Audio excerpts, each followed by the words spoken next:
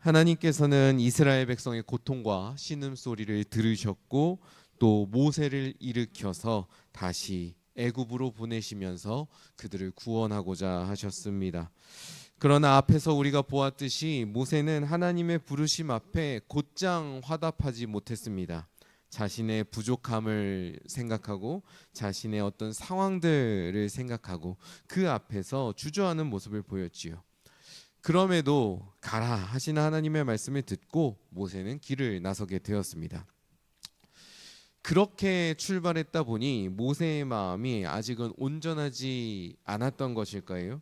오늘 말씀을 보면 모세를 더욱더 몰아붙이시는 하나님을 우리가 만나게 됩니다. 먼저 19절에서 23절의 말씀을 보면 모세가 주저할 만한 상황을 모두 물리치시는 하나님을 만나게 됩니다. 모세가 애굽으로 돌아가는 데 있어서 가장 걸림돌이 되는 상황, 가장 큰 어려움은 무엇이었을까요? 그것은 그 무엇보다도 바로와 그 신하들, 나를 죽이려 했던 사람들일 것입니다. 그들이 나의 목숨을 노리고 있다는 위협이 애굽으로 돌아가는 데 있어서 가장 큰 걸림돌이었겠지요. 그 위협이 두려워서 모세는 그 애굽에서 도망쳐 나왔던 것 아닙니까? 애굽에 돌아갔을 때 내 목숨을 노리는 사람들이 남아있지 않을까? 그들이 나를 곧장 붙잡아서 해치지 않을까? 이 불안감은 모세의 발걸음을 붙잡고 더디게 만드는 일종의 변명거리이자 그를 붙잡는 족쇄와도 같은 것이었을 겁니다. 그런 모세에게 하나님께서 말씀하십니다. 19절입니다. 애굽으로 돌아가라. 내 목숨을 노리던 자가 다 죽었느니라. 아멘. 하나님께서 모세를 막아 세우던 모든 사람들이, 모세를 막아 세우던 어려움들이 모두 없어졌다는 것을 알려주십니다. 애굽이 어떤 상황인지 알 수 없어서 나를 해하는 자가 남아있지 않을까 걱정하고 염려하면서 불안해할 수밖에 없었던 모세의 마음을 하나님께서 미리 아시고 그 마음을 환히 밝혀주시고 염려하지 않도록 붙돋아 주신 것이지요. 뿐만 아니라 하나님께서는 애굽으로 돌아갔을 때 모세 앞에 어떤 일이 펼쳐질지, 모세가 어떤 일을 겪을지도 말씀해 주셨습니다. 21절입니다. 내가 애굽으로 돌아가거든 내가 내 손에 준 이적을 바로 앞에서 다 행하라. 그러나 내가 그의 마음을 완악하게 한즉 그가 백성을 보내주지 아니하리니. 우리가 인생을 염려하고 우리가 살아감에 있어서 불안하게 되는 가장 근본적인 이유는 무엇일까요? 그것은 무엇보다도 우리가 우리 앞날에, 우리의 미래에 어떤 일이 일어날지를 알지 못하기 때문일 겁니다. 어떤 일을 마주할지, 당장 1초 뒤에, 1분 뒤에 어떤 일이 일어날지 모르기 때문에 우리가 혹여나 크게 실패하지 않을까, 나에게 큰 어려움이 닥치지 않을까 걱정하게 되는 것이지요. 애굽으로 향하는 모세에게도 동일한 불안감과 염려가 있었을 것입니다. 그러나 하나님께서는 모세에게 앞으로 마주칠 어려움들이, 앞으로 모세에게 펼쳐질 일들이 어떤 난관들이 기다리고 있는지를 밝히 알려주십니다. 그리고 그 어려움들을 어떻게 헤쳐나가야 할지, 어떻게 마주해야 될지도 가르쳐 주시지요. 이러한 과정을 통해서 불안했던 모세의 마음을 하나님께서 다 잡아주시고 그 사명을 감당할 수 있도록 강하게 인도하시는 것을 볼 수 있습니다. 계속해서 이어지는 24절부터 26절의 말씀은 그냥 쭉 읽다 보면은 조금 뜬금없이 등장하는 본문처럼 느껴질 수 있습니다. 존 전까지만 해도, 방금 전까지만 해도 모세의 염려를 덜어주시고 앞으로 마주할 일을 또 가르쳐 주셔서 이끌어 주시던, 그래서 모세를 인도해서 애굽으로 파송하시던 하나님께서 갑작스레 모세를 죽이려 하시기 때문이지요.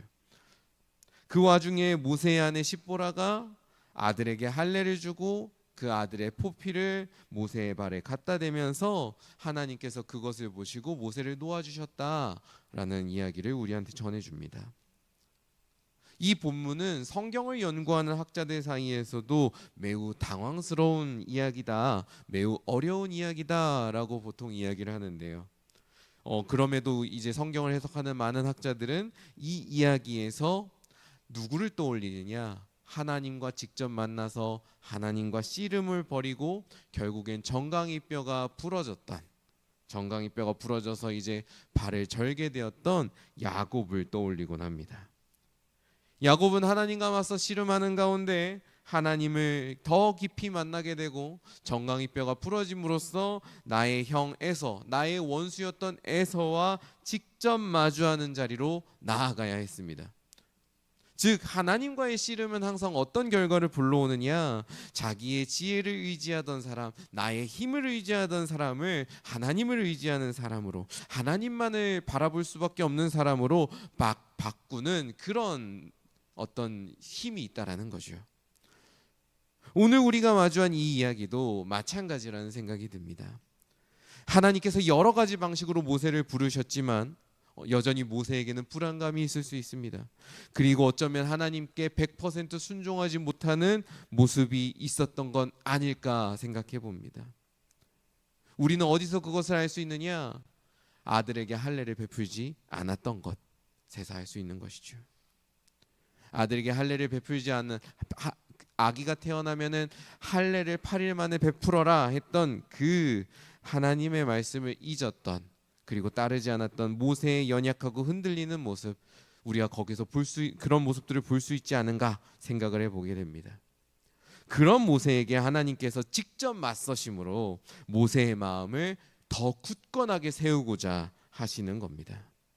특히 아내 십보라가 하나님의 뜻에 순종하는 동역자로서 이 시간을 통해, 이 사건을 통해 세워지는 것을 보게 되고요. 그로 말미암아 모세가 애굽으로 더 힘차게 나아갈 수 있는 기회가 되는 것을 우리가 볼 수 있습니다. 그리고 마지막으로 27절부터 31절을 보면 드디어 모세가 아론을 만나고, 그리고 모세와 아론이 이스라엘 백성들을 만나는 장면들을 보게 됩니다. 그리고 이 과정에서도 하나님께서 작은 것 하나까지도 세밀하게 다 섭리하시는 것을, 인도하시는 것을 볼 수 있지요. 먼저 하나님께서는 아론을 찾아가십니다. 모세가 아론을 만나기 전에 아론을 먼저 찾아가셔서 모세를 맞이할 수 있도록 만드십니다. 모세를 도울 사람들을 먼저 준비하시고, 그리고 그 한 사람 한 사람을 직접 인도하시는 것이지요. 그로 말미암아 아론은 모세를 지극한 마음으로 맞이하게 되고요. 모세가 전하는 말을 귀담아 들을 수 있게 되고, 모세가 전하는 말을 대신해서 전해주는 귀한 일을 힘써 돕게 됩니다. 그렇게 되자 어떤 일이 일어납니까? 아론이 전하는 하나님의 말씀과 모세의 이적을 본 이스라엘 사람들이 31절을 보면 이렇게 고백하고 있습니다. 백성이 믿으며 여호와께서 이스라엘 자손을 찾으시고 그들의 고난을 살피셨다 함을 듣고 머리 숙여 경배하였더라. 아멘. 지금까지 우리가 나누었던 이 모든 과정을 거쳐 모세가 이스라엘 백성 앞에 나왔을 때, 그 모세를 통해 이스라엘 백성이 다시 하나님을 찾게 되고 하나님께로 돌아오게 되고 하나님을 만나게 되는 역사가 일어납니다. 그 이스라엘 백성이 만난 하나님은 그저 전능하시기만 한 하나님이 아니라 자기 백성을 늘 살피시고 그들의 고난을 듣고 응답하시는 신실하신 하나님을 깨달았다고 이야기합니다. 결국 모세는 이스라엘로 하여금 그들이 하나님을 다시 기억하게 하고 하나님을 다시 경배하도록 이끄는 귀한 통로가 되었던 것이지요. 우리는 오늘 말씀을 통해서 하나님께서 우리를 어떻게 사용하시는지, 하나님의 사람 한 사람을 어떻게 이끄시는지를 보게 됩니다. 하나님께서는 한 사람 한 사람의 귀한 삶의 순간들을 통해 당신의 능력과 위대하심과 신실하심과 사랑하심을 드러내십니다. 이를 위해서 때로는 우리의 인생을 거칠게 이끄실 수도 있습니다. 물론 우리가 그런 과정 가운데 있을 때 하나님의 뜻이 무엇일지 우리는 다 알 수 없을 것입니다. 그러나 오늘 말씀은 한 가지는 분명하게 약속합니다. 그 시간들을 통해 모세라는 한 사람이 하나님 앞에 바로 서게 되었고, 하나님께 온전하게 순종할 수 있게 되었고, 그리고 그 순종을 끝까지 할 수 있도록 함께할 동역자들을 만나게 하셨다고 말이죠.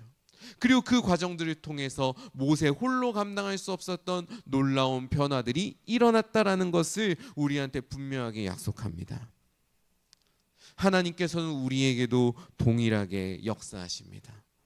하나님께서는 우리의 삶에 있는 모든 순간들을 허투루 사용하지 않으시는 분이십니다.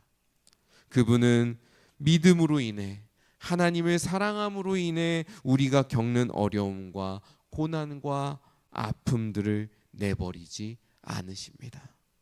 오히려 그 모든 것들을 귀하게 받으시고 사용하셔서 우리가 예상하지 못했던 놀라운 하나님의 뜻을 이루시고 하나님의 영광을 드러내는 데 사용하십니다. 오늘 우리에게 주어진 이 하루의 삶도 하나님께서 친히 그렇게 사용하시겠다라고 약속해 주십니다. 나를 인도하시는 신실하신 하나님을 신뢰하면서 오늘도 말씀에 순종하는 삶, 하나님 앞에 나아가서 하나님을 닮아가는 경건한 삶을 살아가기를 바랍니다. 그렇게 내 삶을 통해 하나님께 더욱더 영광을 돌리고, 그리고 내 삶을 통해 하나님의 그 놀라우신 마음을 드러내기를 간절히 소망하며 살아가는 그런 봉헌교회 모든 성도 여러분 되시기를 주님의 이름으로 간절히 축원합니다. 함께 기도하겠습니다. 하나님 아버지, 우리의 인생을 허투루 사용하지 않으시고 우리를 붙들어 주시고 우리를 끝까지 인도해 주시는 하나님의 은혜에 감사드립니다. 우리가 하나님께서 주시는 그 사랑을, 그 마음을 잊고 살아갈 때가 더 많은 것 같습니다.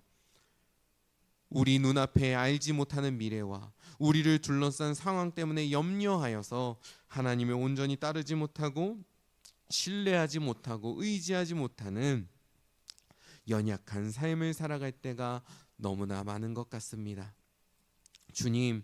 주님께서는 우리의 마음을 잘 아시고 우리의 상황을 잘 아시오니 우리의 마음을 굳건하게 세워 주시옵소서. 주님의 그 모세를 이끄셨던 그 위대하심으로 모세를 끝까지 붙드시고 모세를 만들어 가셨던 그 놀라우심으로 우리의 삶을 빚어가 주시옵소서. 그리하여서 우리에게 주어진 삶의 모든 순간들이 하나님의 놀라우신 뜻을 드러내는 귀한 통로가 되게 하여 주시고, 우리를 통해 한 사람 한 사람이 하나님의 사랑 앞으로 되돌아와서 하나님을 만나고 하나님을 경배하는 귀한 역사로 이어지게 하여 주옵소서. 오늘 우리가 살아가는 하루, 하나님 앞에 내어드리는 하루가 또 그렇게 귀하게 쓰임받기를 소망합니다. 오늘 우리는 그 모든 하나님의 일을 알지 못할지라도 믿음을 가지고 이 하루를 신실하게 살아가게 하여 주옵소서. 오늘 하루의 시종을 주님께 온전히 맡겨드리며 예수 그리스도의 이름으로 기도드립니다. 아멘.